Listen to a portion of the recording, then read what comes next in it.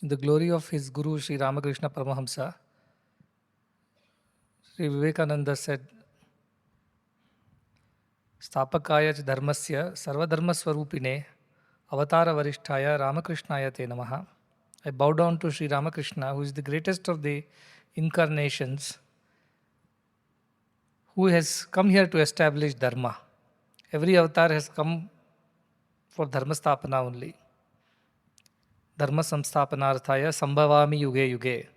Time and again, great ones come to this earth, bound by the limited existence of flesh and bones, only to emancipate and liberate the mankind of its limitations. So was Sri Ramakrishna Paramahamsa, an unlettered saint, an avatar Purusha, a divine personality who shaped and molded the character of his foremost disciple in Swami Vivekananda. I have a personal bond of love, admiration, and inspiration with the Ramakrishna Mission, and more importantly with Swami Vivekananda. On this special day, you would hear many stories, you would have read many books, watched many videos, and heard many talks about Swami Vivekananda. And I'm sure that is accessible to all of you in some way or the other. But I would like to share my own personal experiences when it comes to both Sri Ramakrishna Paramahamsa and Swami Vivekananda. And you might wonder that I was not born when they were alive. These people are only born, they never die. Their spirit is eternal, their presence is forever. Their guidance is available to anybody who sincerely seeks it, reaches out to them. So, in my own spiritual journey, both Sri Ramakrishna Paramahamsa and Swami Vivekananda have played a very pivotal role. I thought I'll just share my association with Swami Vivekananda. In many ways, I have lived a life that went through similar motions as what the young Narendranath Datta went through. He lost his father, huge burden of debt on the family, with younger siblings, and nowhere to go. His education was just over. And at that point in time, he had two paths to choose. One was the path which was laid out by his Guru Sri Ramakrishna Paramahamsa, that of Atmano Mokshartham Jagathitaya cha.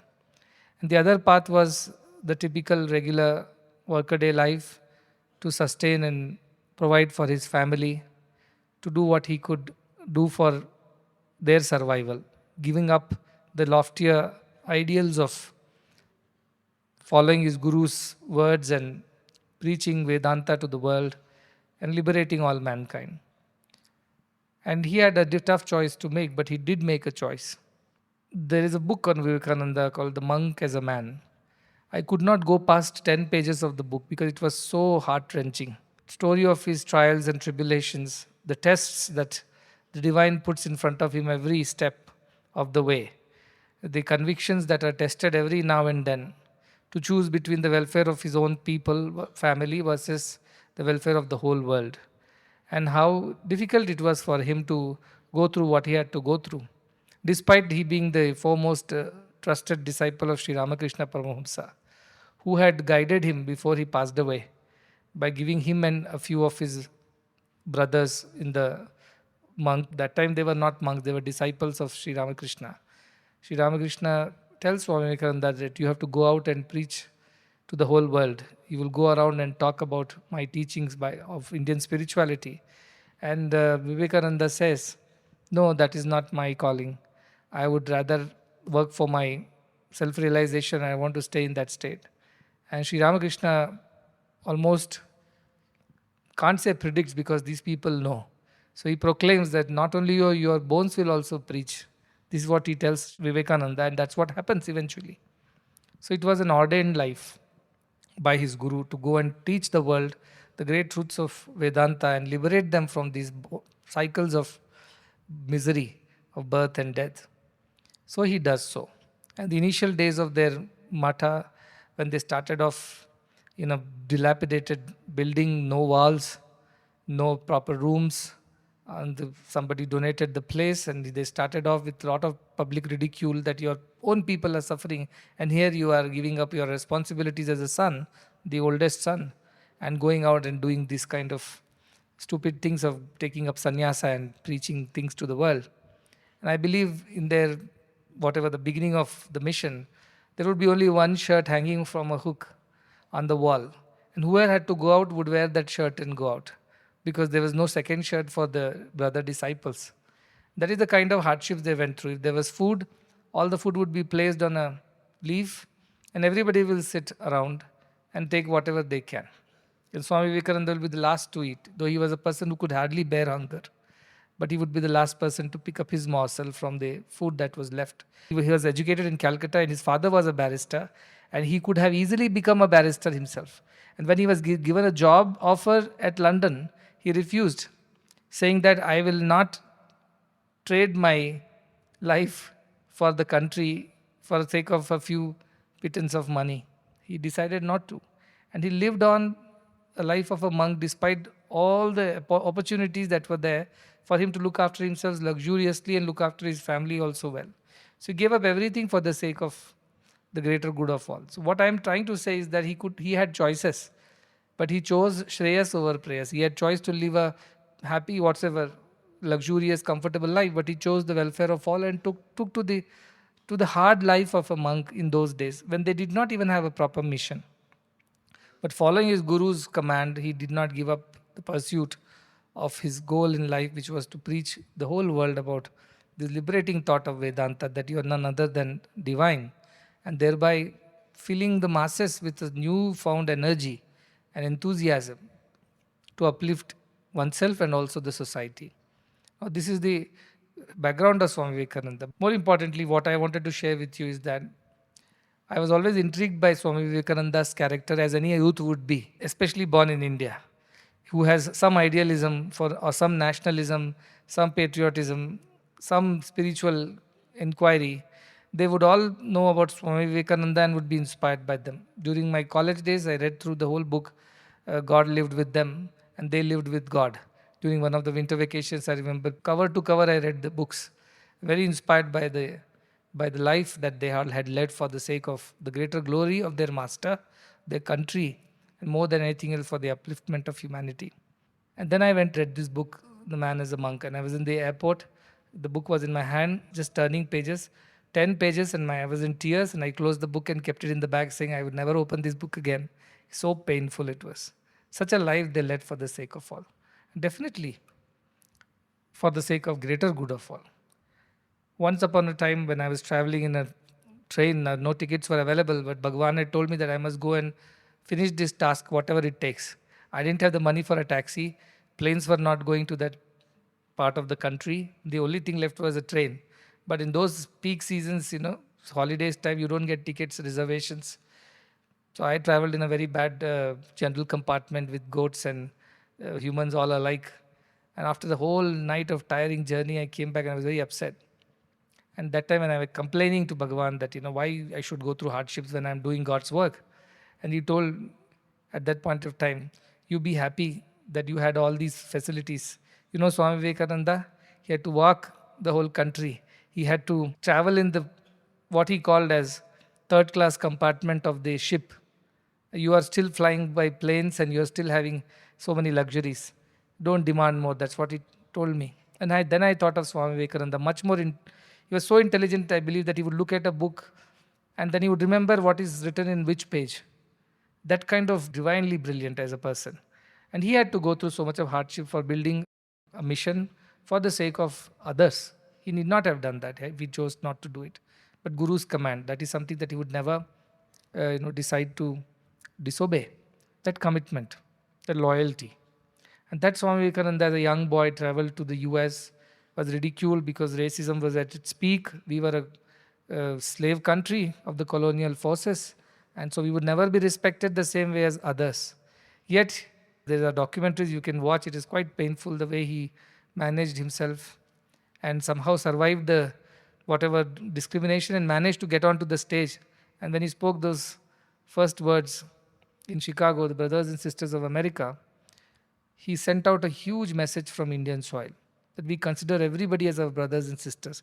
So what if you are the rulers and we are the ruled. So what if you are the whites and we are the people of color? So what if you were more educated and we are any less?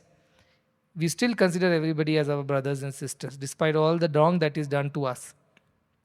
That was a huge message and it was received with a thunderous applause. And rest is history, as they say. So that message of India he took to the world. When COVID struck and we were working on the Master the Mind series and also the Upanishads that followed after that. So one morning when I was sitting and reading my part so that I could teach that during the day, that was something that I was reading about Swami Vivekananda. It's a very powerful statement, very powerful, and that's something that keeps me always watchful about what we are doing. He said, behind my work, there was ambition. Behind my love, there was personality. Behind my guidance, there was thirst for power. And behind my purity, there was fear. Can you believe who is known as the greatest of the saints that India has produced?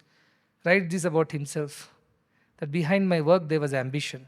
Somewhere ambition did creep into my work, that I wanted to make sure that it is spread, it is known, it is seen by one and all. Somewhere that desire was there, he confesses. And he writes, behind my purity there was fear. I was pure because I was afraid of public scrutiny or public ridicule. So not out of genuine interest of being pure, but somewhere that purity did come out of the fear that what would people say or think if they found out.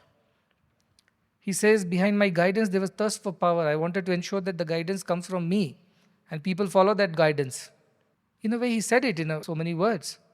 And this, when I was reading, but at the end he says, but now I drift.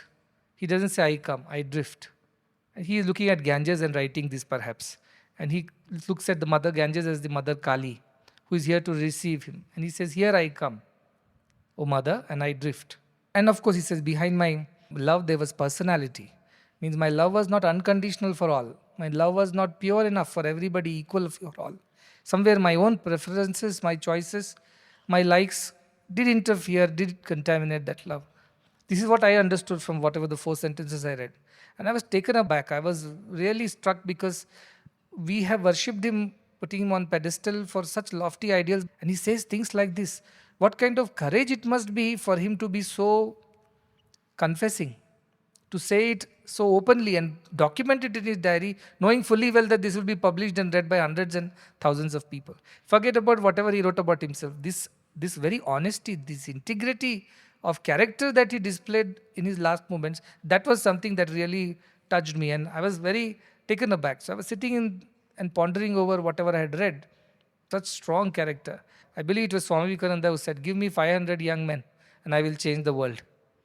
And he's still looking for those 500 men, I believe, because the world has not changed much. So he was somebody who said that only another Swami Vivekananda would understand what this Swami Vivekananda is all about.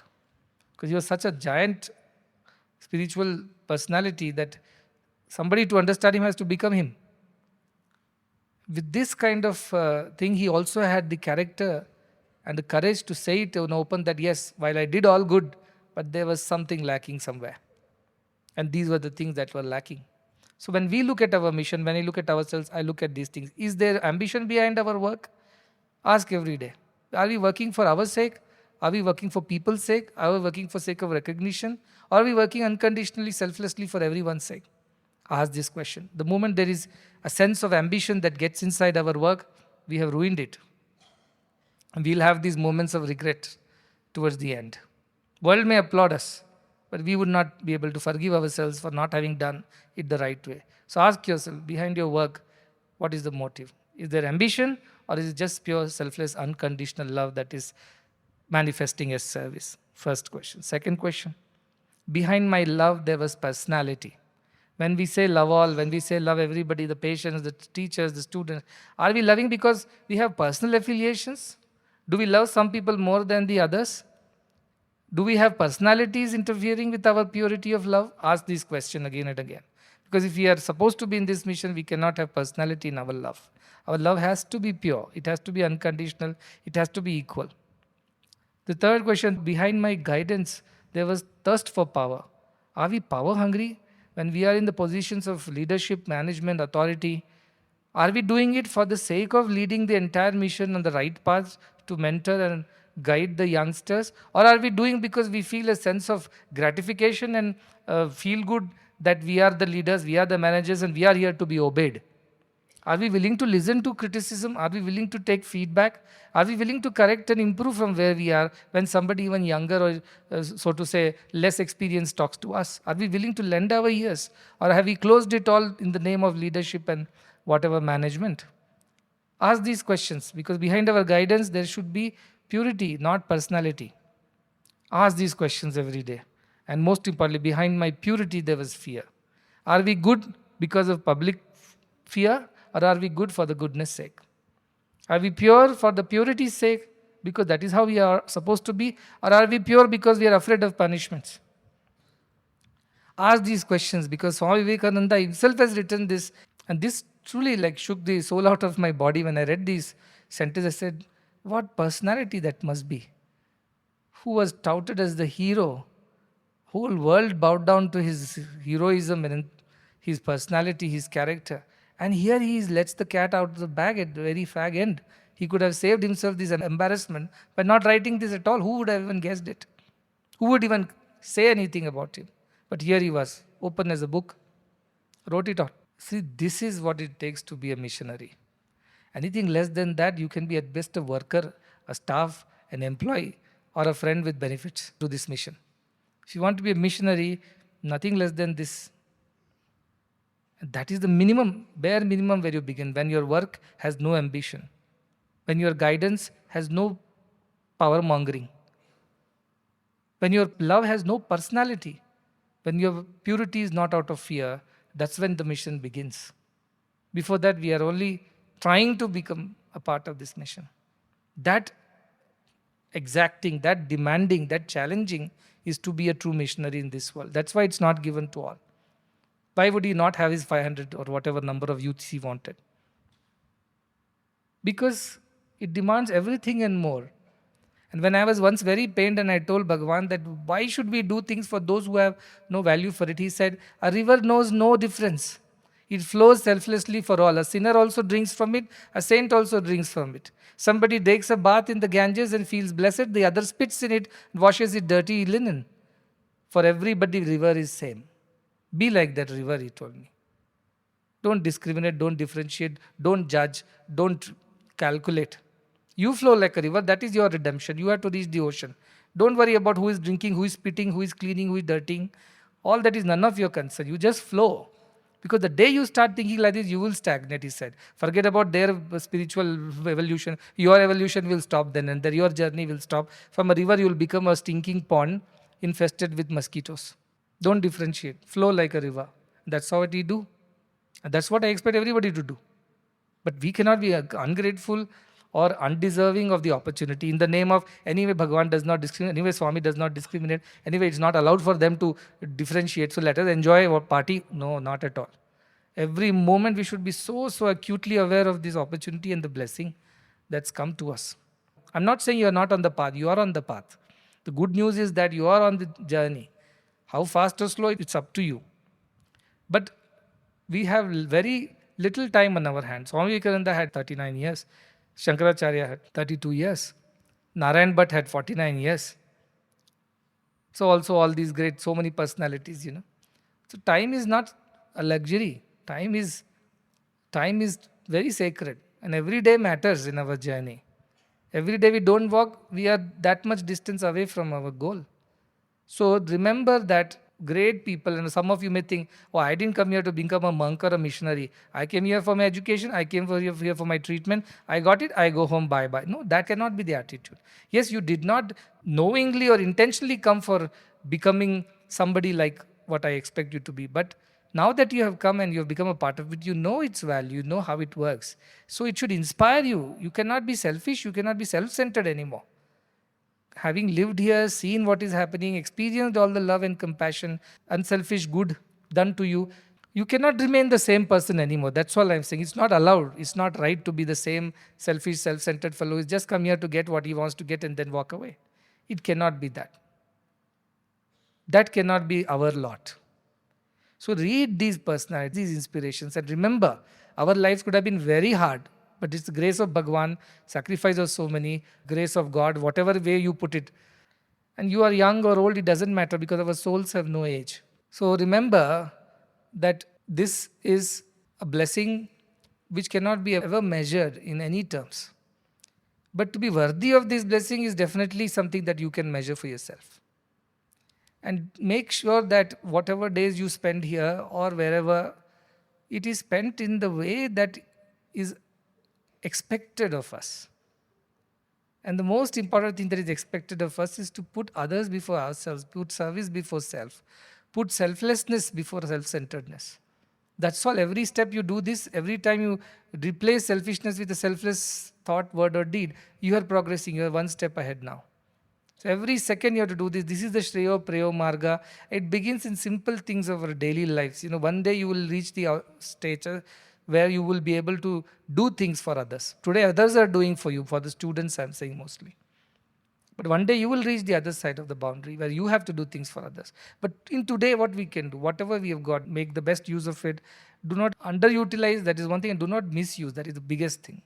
Question yourself whether behind my work there is ambition, whether behind my love there is personality, whether behind my purity there is fear, and whether behind my guidance there is thirst for power. Ask these questions. Let these 4 Mahavakyas remain with us as missionaries, because this will keep us in good stead and we will never deviate from the path.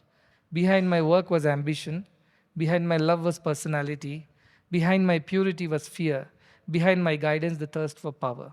Now they are vanishing and I drift. I come, Mother, I come in thy warm bosom, floating wheresoever thou takest me. In the voiceless, in the strange, in the wonderland, I come, a spectator, no more an actor. He is a witness to himself now. He is no more the actor on the stage. Please read it and reread it.